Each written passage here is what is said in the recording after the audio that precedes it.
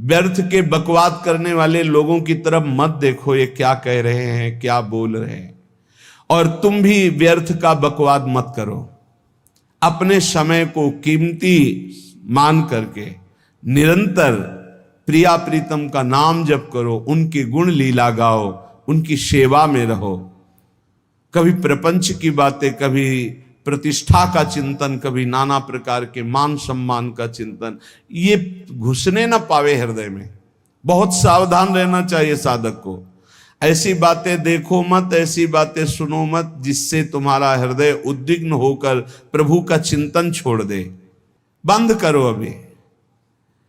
अन्य लोगों के संग का त्याग कर दो, जो भगवत विमुख वार्ता करते हैं, संत निंदा करते हैं, दूसरों की निंदा करते हैं। कुछ हाथ नहीं लगता, ये लोग दुर्गति को प्राप्त होने वाले हैं। भक्तन निंदा अति बुरी भूल करे जिन कोई, किए सुकृत बहु जन्म के छिन में दारे खोए। पर निंदा के किए ते नहीं, आवत नहीं कछुआत, मूर्ख पर्वत पाप को ले चल अपने साथ। तो अलम कश्यापि संगत्या, ऐसा संग मत करो जिनके पास बैठने से भक्त निंदा, जन निंदा, भगवत निंदा हो। ऐसे से दूर रहो। अलम बंद कर दो ऐसे लोगों का संग। रात दिन हम श्यामा श्याम का नाम जप करेंगे, श्यामा श्याम के लीला गुण गाएंगे, श्यामा श्याम के ही धाम का शोभा का चिंतन करेंगे। जब तुम अपना जीवन श्यामा श्याम के चरणों में न्यौछावर कर दोगे तो पूरा भार श्यामा श्याम ले लेंगे और तुम्हारे हृदय में मस्ती आ जाएगी। जो ऐसा निश्चयी होता है, दृढ़ निश्चयी, उसके अंदर दृढ़ विश्वास, तो उसके हर समय भगवान की स्फूर्ति होती रहती है। भारी प्रतिकूलता में भी भगवान का सानिध्य अनुभव होता है। वो अनुकूलता में तो भगवान के दुलार को देखता है, लेकिन प्रतिकूलता में भगवान की विशेष कृपा को देखता है। ये संयोग, ये वियोग, संसार की ये द्वंद्वमयी वृत्तियां भक्तों के हृदय में नहीं चुभती। आए की हुज्जत नहीं, गए की तलाश नहीं, क्योंकि नित्य संयोग भगवत स्मृति के प्रभाव से प्रभु का रहता है। शोक, विषाद बहुत ध्यान देने योग्य विषय है। तभी लोगों को ऐसा लगता है कि ऐसा कैसे हो सकता है। भक्त के चरित्रों को जब सुनते तो लगता है ऐसा कैसे हो सकता है, ऐसी परिस्थिति में भी ऐसा कैसे हो सकता है। क्योंकि तुम मानसिक बुद्धि से युक्त हो और वो भागवतिक स्थिति से युक्त है, इसलिए तुम उसको पार पा ही नहीं सकते। जब तुम अपना जीवन श्यामा श्याम के चरणों में समर्पित कर देते हो हृदय से, फिर उनकी कृपा से सब विघ्न दूर हो जाते, एक अपार मस्ती रहती है। नहीं तो शोक, विषाद, दुख, क्लेश, कष्ट, संताप, भय, उद्वेग, ये सदैव सताते रहते हैं। इसी से डिप्रेशन होता है। बार बार नकारात्मक चिंतन, शोक, विषाद, दुख, चिंता, क्लेश, संताप, भय, उद्वेग, यही पूरे मानसिक स्तर को नष्ट कर देते हैं। उत्साहहीन जीवन हो जाता है। जब तुम श्यामा श्याम को समर्पित हो जाते हो तो ये सब प्रवेश भी नहीं करते, एक अपार मस्ती बनी रहती है। अब क्या होगा? श्यामा श्याम जो करेंगे वही होगा। श्यामा श्याम पता नहीं कैसा करें, नहीं, वो सदैव मंगल भवन है, वो जो करते महामंगल होता है। यह निश्चय उपासक के हृदय में आ जाना चाहिए।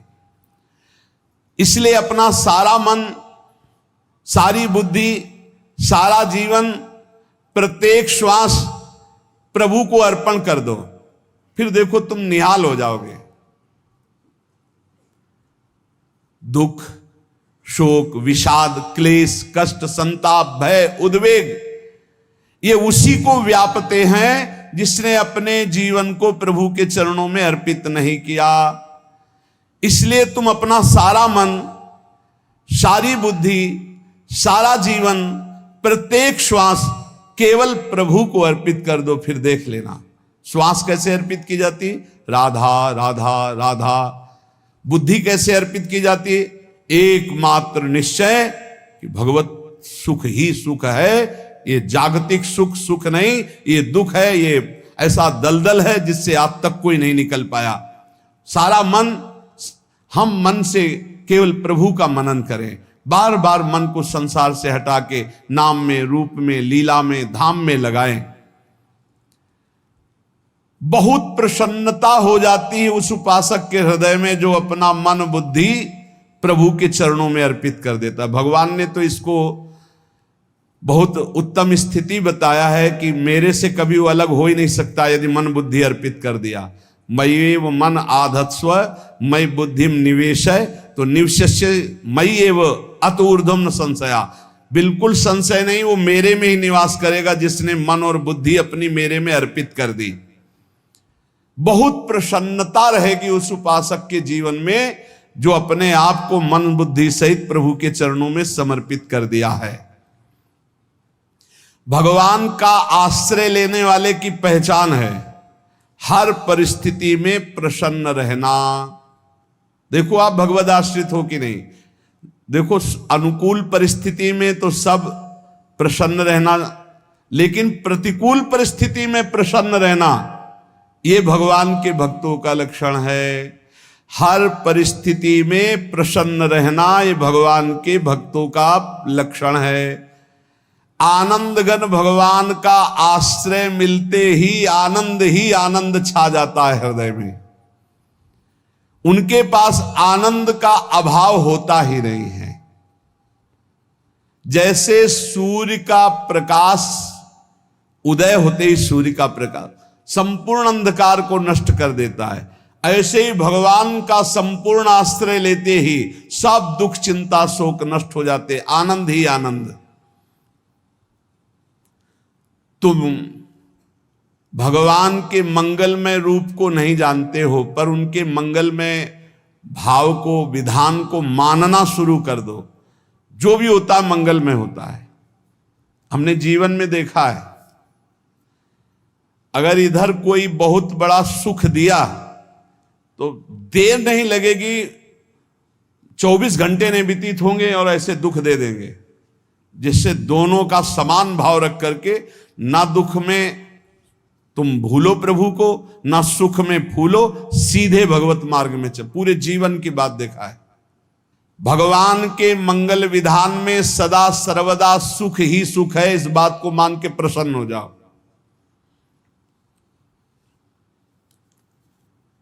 जब भगवान का भजन करने वाले की तन्मयता बढ़ती है भजन में, तो द्वेषी जन अपने आप तैयार हो जाते हैं। भक्त कभी किसी से द्वेष नहीं करता, अपने आप वो द्रोह करने लगते। तो नरसिंह मेहता जी से बहुत गांव के कई लोग थे जो जलते थे, ऐसे जलते थे कि अब क्या करें, कैसे मिटा दे नरसिंह मेहता जी को। अब उपाय तो मिल नहीं रहा था। तो एक दिन संतों की मंडली आई और उन्होंने कहा कि हम रास्ते में कोई चोर आदि धन ना ले ले, इसलिए यहां से किसी की हुंडी चलती है क्या द्वारिका में? पहले ऐसा था। बोले हाँ हाँ, हमारे यहां बहुत बड़े सेठ हैं नरसिंह मेहता जी, पर आप कहोगे वो मना कर देंगे। कई बार कहोगे, अगर वो स्वीकार कर ले तो वहां। और उनका लक्ष्य था कि नरसिंह मेहता जी की तो खाने की भी सुविधा नहीं थी, हुंडी कहाँ की बात आई। उनका था कि जब वो ना कहेंगे तो संतजन नाराज हो जाएंगे, अगर हाँ कह दिया तो वहां हुंडी चुकेगी नहीं, तो संतजन अपने आप इनको शाप दे देंगे, अपराध बन जाएगा, ये नष्ट हो जाएंगे। संतों को भेजा नरसिंह मेहता जी ने, सबकी दंडवत की, चरण पखाड़े। तो उनका ये इतना रुपया है, द्वारिका में साधु सेवा हम करेंगे, वहां तुम्हारी हुंडी चलती है, तो आप अरे उनका आप कहाँ भूल रहे हो, यहाँ खाने की भी व्यवस्था।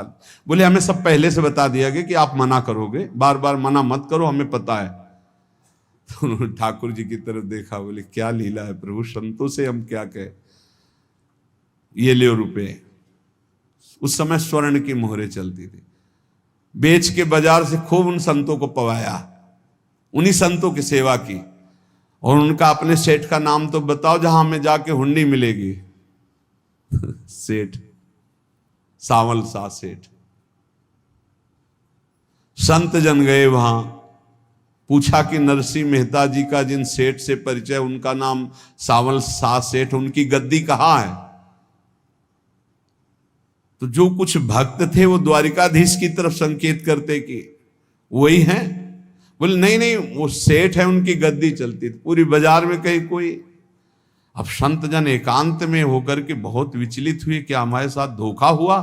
नरसिंह मेहता जैसा संत क्या धोखेबाज हो सकता है? देखो, संशय तो बहुत विचित्र होता है, बड़े बड़ों को संशय हो जाता है। जब भगवती सती जी को संशय हो गया, राम जी को हे खग हे मृग हे मधुकर श्रेणी ऐसा पूछते हुए कि सच्चिदानंद कैसे हो सकते, तो किसी को हो सकता है, क्योंकि वो बुद्धि की अधिष्ठात्री देवी है। जो ही उनके मन में ऐसा आया कि क्या हमारे साथ धोखा हो रहा है, इतने में ही देखा जय हो सावल शाह सेठ की।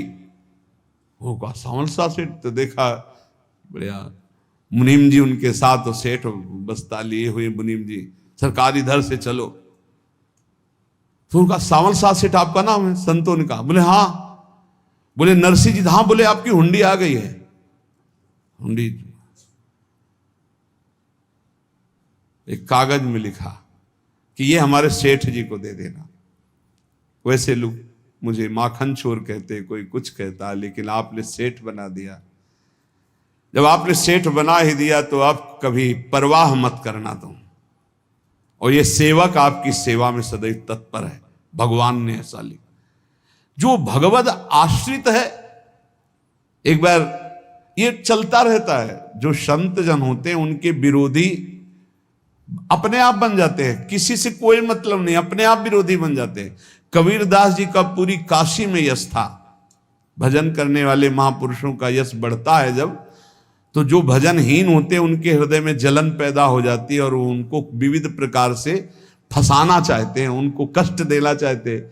तो कबीरदास जी के यश को धूमिल करने के लिए कुछ ब्राह्मणों ने एक रचना रची। मुड़ मुड़ा के कबीरदास जी के शिष्य बन करके पूरी काशी के सब आश्रमों में निमंत्रण दे आए। कल भंडारा है, संत सेवा है, सबने स्वीकार किया। कबीरदास जी अपनी दिनचर्या करके निकले तो संत मंडली आने लगी। बोले कै बजे सेवा है? साधु सेवा। बोले कौन सी साधु सेवा? बोले कल आपके शिष्यजन निमंत्रण दे के आए, पूरी काशी के सब संत आ रहे हैं। कबीरदास जी ने कहा यहाँ तो एक की भी व्यवस्था नहीं, पूरी काशी के संत आ रहे। अच्छा, समझ में आ रहा है, लीला बिहारी तुम लीला करना चाहते हो। गए अपना निकल गए गंगा किनारे, एक झाऊ के नीचे बैठकर अपना भजन ध्यान में मगन है। 11-12 बजे तो उन्होंने देखा संतों की मंडली, काशी तो बहुत।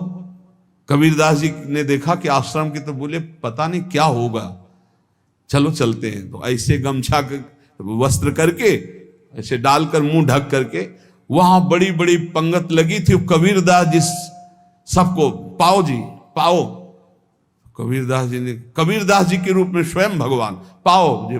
कबीरदास जी ने कहा अच्छा, जब स्वामी परस रहे तो हम भी बैठ के पा ले। तो जब उसी पंगत में बैठ गए अपना कपड़ा ढक करके, और जब मोहरे की दक्षिणा दे रहे थे सब लोग कि वाह कबीरदास जी ने आज तो साधु से सबको। जब कबीरदास जी के सामने आए तो ऐसे मुंह ढके, बोले देखो जो मेरा होता है उसे मुंह छुपाना नहीं पड़ता, मुंह ढकला नहीं पड़ता। लो दक्षिणा, तुम भी दक्षिणा लो। कबीरदास जी को कबीरदास जी दक्षिणा दे रहे, और वो कबीरदास जी है भगवान, और ये पाले वाले कबीरदास जी है भगवान के जन। कभी भगवान अपने अरे जमाने जोर लगा ले, कितना जोर लगाएगा, भक्त और भगवान का झंडा कभी न झुकने पाएगा। बिल्कुल चिंता शोक भय उद्वेग रहित जीवन भगवद आश्रित। तुम भगवान के मंगल विधान में सदा सर्वदा प्रसन्न रहो। अब ये विचार कर लो कि भगवान जो करेंगे तुम्हारा मंगल करेंगे। अब थोड़ा ऐसा बीच में लगता है कि अमंगल हो रहा है क्या, लेकिन पक्का समझो बहुत बड़ा मंगल उनका विधान होता है। बहुत ही उत्तम मंगल होता है भगवान के शरणागत का। भगवान हमारे विचारों वाले नहीं हैं, हमारे विचार प्राकृतिक है, भगवान के विचार चिदानंदमय हैं। वो अपने विचार से हमारा मंगल करते हो, हम अपने विचार से मंगल चाहते हैं। भगवान के विचार से मंगल ही हमारा होगा, इसलिए कभी हमको चिंता शोक भय नहीं करना चाहिए। भगवान की ओर से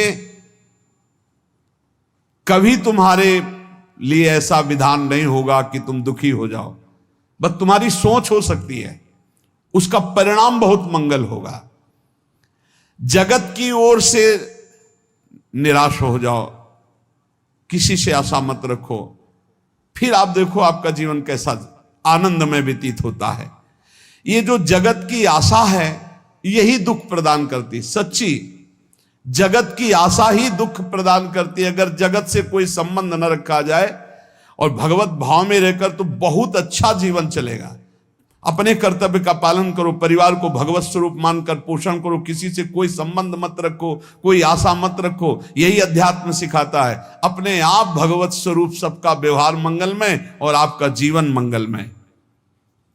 अपने घर में ऐसे रहो जैसे किसी अतिथि के घर में रह जाता है, चलना है यहां से जाना है। कौन रहता है अपने घर में अतिथि की भांति? भगवान का भक्त। जाना है यहां से, अपनी प्रिया प्रीतम के पास जाना। ये हमारा घर नहीं है, यहां तो हम समय व्यतीत कर रहे हैं, अपनी आयु व्यतीत कर रहे हैं भगवत आराधना करते हुए। हमें जाना है प्रिया प्रीतम के पास। वास्तविक घर भगवान का धाम है हमारा, वास्तविक घर वाले प्रभु हैं हमारे। जो नित्य सच्चिदानंद भगवान के चरणों में अपने चित्त को समर्पित करता रहता है, उसको यह अनुभव होने लगता है कि बड़ी कृपा है हमारे ऊपर, भगवान की बड़ी कृपा है हमारे ऊपर। सर्वसमर्थ परम सुहृद भगवान ऐसे भक्त के ऊपर हर समय वरद हस्त रखे रहते हैं। ये केवल प्रवचन नहीं, सच्ची बात मानिए। ऐसे भगवान का वरद हस्त हर समय रहता है। जब भगवान की छत्र छाया में भक्त अपने को देखता है तो आसपास घोर विपत्तियों का भी समुदाय हो तो भी वो आनंद में मगन रहता है। हर हालत में आनंदित रहना ये भक्त का स्वभाव है। भगवान ऐसे भक्तों को प्यार करते हैं जैसे कछुआ अपने अंडे को बाहर रख आवे और रात दिन उसका चिंतन करे। जब भक्त भगवान को समर्पित होता है तो भगवान रात दिन उसकी ऐसे चिंतन सुरक्षा करते हैं। अभय, ये दैवी संपदा का पहला गुण है। ये भगवान के शरणागत पर जागृत हो जाता है, वो भयभीत नहीं होता, किसी भी उससे भयभीत नहीं होता। यही डर ही डरप हरिवंश हित, जिनो भ्रमय गुण सलिल पर। इस डर से डरते रहना चाहिए कहीं गुण रूपी पानी में फिसल न जाए, नहीं तो गलती हो सकती है। साधक सावधान रहे। ये अभय दैवी संपदा का सबसे बड़ा गुण है। जो भयहारी भगवान की शरण में आ जाता है तो उसके अंदर ये अभय प्रकट हो जाता है। अगर कहीं तुम्हें एकांत में भय लग रहा है, एक आदमी तो एकांतिक में आए थे, वो कह रहे थे कि हमें हर समय भय लगा रहता कि कोई हमारे पीछे है, अंधेरा तो लगता कोई खड़ा है, मैं जीना मुश्किल हो गया, ऐसा भय। देखो ये मन कैसा है, भगवान से विमुख होने पर कैसे डरवाता है। वो कह रहे हैं हर समय मुझे डर लगा रहता है, कोई सामने खड़ा है, कोई पीछे खड़ा है, ऐसा भय लगने लगता है। और जब भगवान की शरण में आ जाते हैं तो ये अभय स्थिति हृदय में जागृत हो जाती है। कोई भी भय आसपास आ ही नहीं सकता, यहां तक कि नरक का भी भय खत्म हो जाता है जो भगवान की शरण में है। महापापी भी पुण्यात्मा महान भक्तों के समान वो उत्तम गति को प्राप्त हो जाता है जो भगवान की शरण में हो जाता है। पर ये जो भोगों का आश्रय लिए हुए हैं, मनमानी आचरण कर रहे हैं, ये कभी उस अभय को जान ही नहीं सकते कोई अभय पद है क्या। इनको तो कदम कदम पर शोक, भय और दुख की प्राप्ति होगी, कोई बचा नहीं सकता जो भोगों में लगे हैं, मनमानी आचरण कर रहे हैं। अगर निर्भय होना चाहते हो, परम सुखी होना चाहते हो, तो भगवान के शरणागत हो जाओ। सारे जगत को अभय दान देने वाले भगवान हैं। भगवान का एक प्रण है, ममपन शरणागत भयहारी। जो मेरी शरण में आ गया उसके भय का मैं नाश कर देता हूं। साधना में अवस्था मन की मानी जाती है कि आप कितने अच्छे साधक हैं। यदि आपका मन भगवदाकार है, हर समय भगवत चिंतन चल रहा है, आपके स्वप्न भागवती का रहे हैं, आपके विचार भागवतिक हैं, तो आपकी अच्छी साधना हो रही। और यदि आपके स्वप्न गंदे आ रहे हैं, क्योंकि स्वप्न में मन का ही सारा खेल होता है, और आपकी चिंतन वृत्ति वासनात्मक चल रही, तो अभी साधना का प्रभाव मन पे नहीं पड़ा है। जिसका मन हर समय भगवत चिंतन करता रहता है, वो जीते जी जीवन मुक्त हो जाता, अनुभव होता है। जैसे किसी ने कहा कि हमें कैसे पता चलेगा कि हमारा काम हो गया है, तो जैसे आप भोजन पा लेते हैं तो किसी दूसरे से गारंटी थोड़ी लेनी होती कि हम छक गए हैं क्या, आप जरा बताना हम छक गए हैं क्या। नहीं, अपने हृदय में आ जाता है कि अब मैं तृप्त हो गया। ऐसे ही अपने हृदय में आ जाता है कि मेरा काम हो गया, अब मेरा जन्म नहीं होगा। ये हृदय में आ जाता है, अपने आप अनुभव में आ जाता है। जब स्वरूप बोध होता है तो किसी और से सलाह थोड़ी लेनी होती है, वो अपने आप अनुभव में आ जाता है। हाँ, यदि गुरुदेव का वर्ण नहीं किया है तो फिर आपको किसी न किसी गुरु से प्रमाणित करवाना पड़ेगा। अगर गुरुदेव का वर्ण किया है तो वही मंत्र, वही नाम, वही गुरु शरणागति आपको अंदर से पुष्ट कर देगी कि आपका काम हो गया है। विषय चिंतन करता हुआ मन विषय आसक्ति को प्राप्त होता है। विषय आसक्ति को प्राप्त हुआ मन बार बार जन्म मरण और नरक को प्राप्त होता है। बस ये विषय चिंतन हटाना ही प्रमुख कर्तव्य साधना का है। बार बार मन को विषयों से हटा करके प्रभु के नाम में लगाओ, प्रभु के रूप में लगाओ, प्रभु की लीला में लगाओ। जहां भगवान प्रकट होते हैं वहां परमानंद की बाढ़ आती है। पर ये ध्यान रखें, गुलाब का फूल कांटों में खिलता है, उसकी सुगंध लेनी, फूल लेना है तो कांटों से बचाकर। ऐसे ही जब आप भगवत चिंतन के लिए चलेंगे तो आपका चिंतन चुराने के लिए माया विविध नाटक करेगी, कांटे फैलाएगी। कोई तुम्हारी निंदा करेगा, कोई अपमान करेगा, कोई उपहास करेगा, तुम्हारी अव्यवस्था हो सकती है, तुम्हारी परिस्थिति बहुत भयावह हो सकती है। इन परिस्थितियों में भी भगवत चिंतन का तार ना टूटने पावे तो आगे गुलाब का फूल है। जैसे कांटे से बचाकर गुलाब का फूल लेते हैं और भगवद अर्पित करके सौरभ का सुख लेते हैं, ऐसे ही भगवान के प्रेमानंद का अनुभव करने के लिए संसार के कांटों से बचना होगा। और खिलेगा यही फूल संसार में ही, मनुष्य देह में, और योनियों में नहीं। भगवत प्राप्ति स्वर्ग में नहीं होगी, इसी मृत्यु लोक में होगी। पहले मन नहीं लगता भगवत चिंतन में, भगवत चिंतन जबरदस्ती करना पड़ता है। भगवत चिंतन जे ही प्रारंभ करोगे ते ही बहुत बाढ़ आ जाएगी पाप चिंतन की। ध्यान दीजिए, बहुत लोग प्रश्न करते रहते हैं कि हम जब भजन में बैठते हैं तो बहुत गंदी बातें आती, मन बड़ा चंचल होता है, भाग जाता है। ऐसा प्रारंभ में जब कोई भगवत चिंतन प्रारंभ करता है तो उसका मन विषयों में भागता है, गंदी बातों में भागता है।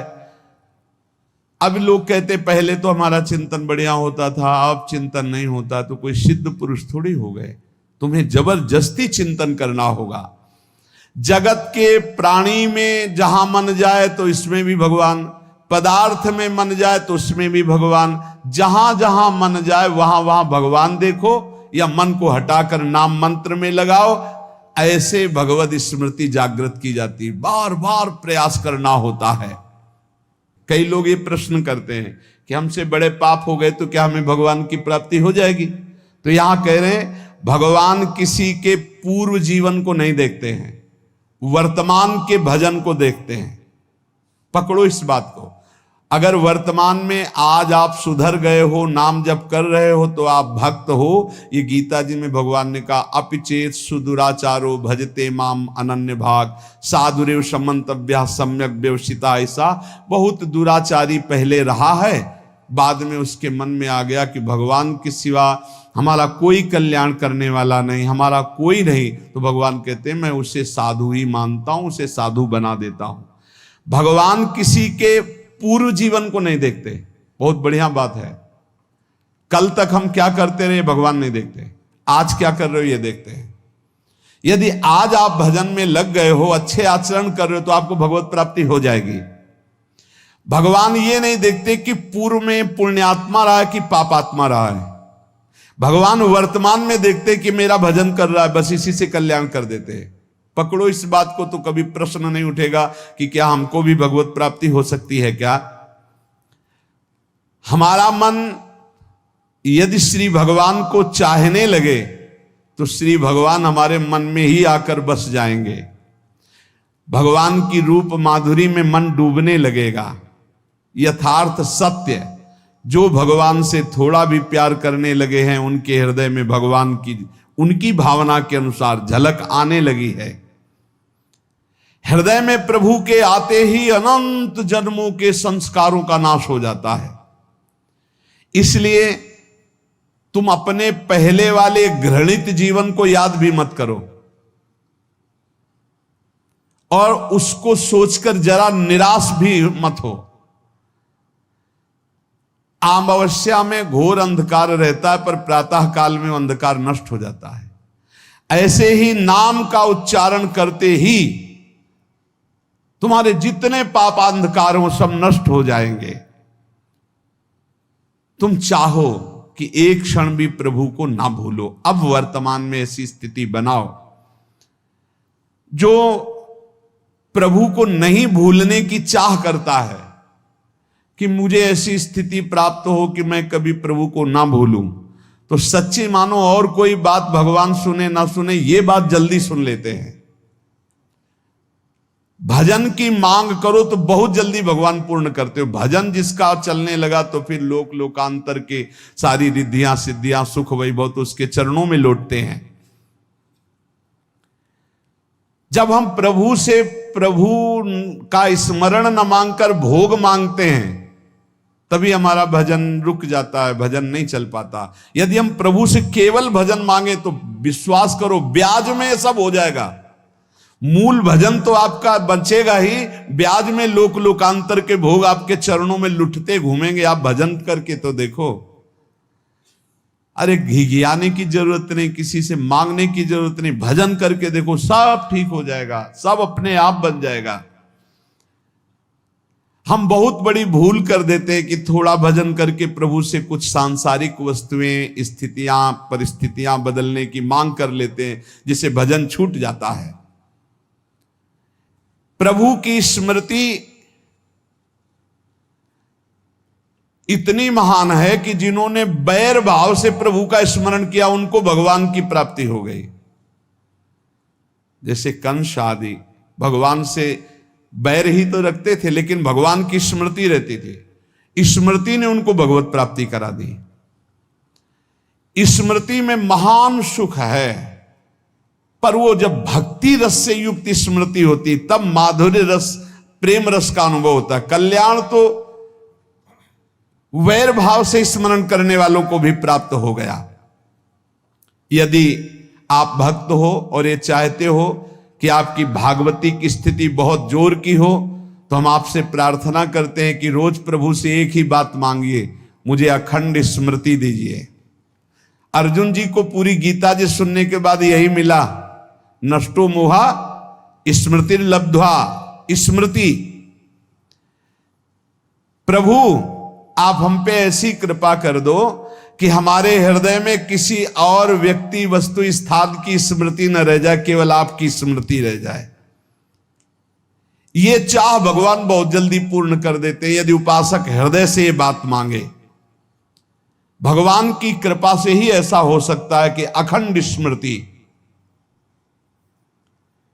ये कर्म फल से नहीं मिलती है। प्रभु के प्रति निर्भर होकर जो दैन्यता पूर्वक प्रभु से मांगता है और हर समय अभ्यास करता रहता है भगवत स्मरण का, उसको ये स्मृति मिलती है। और स्मृति मिल गई तो इससे बड़ी कोई स्थिति नहीं, हर समय भगवान का स्मरण। प्रभु से मन प्रतिपल नया नया स्वाद लेकर के आसक्त होता रहता है, नवम नवम। प्रभु कभी बासी नहीं होते। जैसे किसी व्यक्ति को देखो तो देखते देखते मन हट जाएगा कि देख लिया, बहुत सुंदर है, ठीक है, लेकिन वो एक दिन मन हट जाएगा। और प्रभु की सुंदरता नवम नवम है, प्रभु के नाम का स्वाद नवम नवम है, प्रभु की लीला का स्वाद नवम नवम है, प्रभु के धाम की शोभा नवम नवम है। जैसे आचार्य महाप्रभु हरिवंश चंद्र जी कहते, नयो नेह नवरंग नयो रस नवल श्याम वृषभानु किशोरी, नव पीतांबर नवल चूनरी, नई नई बूंदन भींजत गोरी, नव वृंदावन हरित मनोहर, नव चातक बोलत मोर मोरी, नव मुरली जो मल्हार नई गति, सब कुछ नया। तो नवम नवम प्रभु प्रतिपल नवम नवम प्रभु का रूप, प्रियाजू का नवम नवम, अबहीं और अबहीं और अबहीं और है।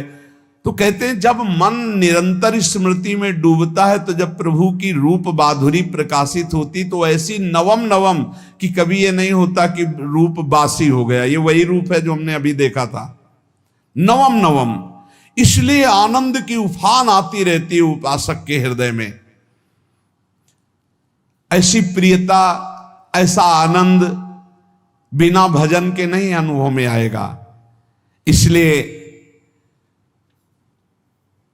तुम विश्वास करो, तुम्हें बहुत सुंदर सुख मिलने वाला है, आगे अपार सुख मिलने वाला है। ये थोड़ा दुख का समय काट लो, जब तक जीवन है ये दुख सुख की लहर आती रहेगी, आप इसको सह जाओ, आगे बहुत आनंद है। विश्वास मान लीजिए, बहुत आनंद है।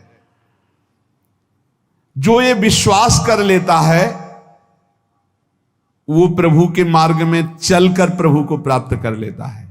नहीं तो इतने रोड़े हैं कि आप ऊब जाओगे, बहुत रोड़े हैं। जो प्रभु के मार्ग में चलता है तो माया के बहुत से पार्षद अपना प्रभुत्व दिखाने उनके पास आते हैं, महिमा अपनी दिखाने, पर वो किसी वस्तु, स्थिति, अवस्था, प्राणी, पदार्थ का प्रभाव स्वीकार ही नहीं करता, क्योंकि भगवत स्मृति परायण है, भगवान की कृपा पर विश्वास है, इसलिए उसको कोई फंसा नहीं पाता। वो नित्य निरंतर प्रभु से घुला मिला रहने के कारण उसकी मस्ती में कोई फर्क नहीं पड़ता। माया का प्रभुत्व रखने वाले उसे फंसाने की चेष्टा करते हैं, पर उस पर किसी का असर नहीं होता। वो कहीं लिप्त नहीं होता, वो कहीं दुखी सुखी नहीं होता, वो हर समय प्रसन्न रहता है। तुम देखो, हर समय प्रसन्न रहते हो? यदि नहीं तो तुम किसी व्यक्ति वस्तु का आश्रय लिए हुए, प्रभु का नहीं। अगर हां तो हर समय प्रभु का स्मरण चलना चाहिए, हर समय प्रभु के आश्रित हो, फिर देखना ये आनंद, ये प्रसन्नता क्या रूप रखती है। बड़े बड़े मस्त संतों को देखा, मस्त ऐसे उन्माद में मस्त है, उस सुख के लिए ललचाओ। कब तक जन्मते मरते रहोगे, कब तक बार बार दुख भोगते रहोगे, कब? बड़ा प्रपंच है ये। भगवान का स्मरण परम पुण्यात्मा पुरुष का हृदय माना जाता है। बहुत पवित्र हृदय, बड़ा पुण्यात्मा हृदय जिसमें भगवान का स्मरण। भगवान का विस्मरण पापात्मा पुरुष, भयानक विपत्ति, दुर्भाग्य आते हो।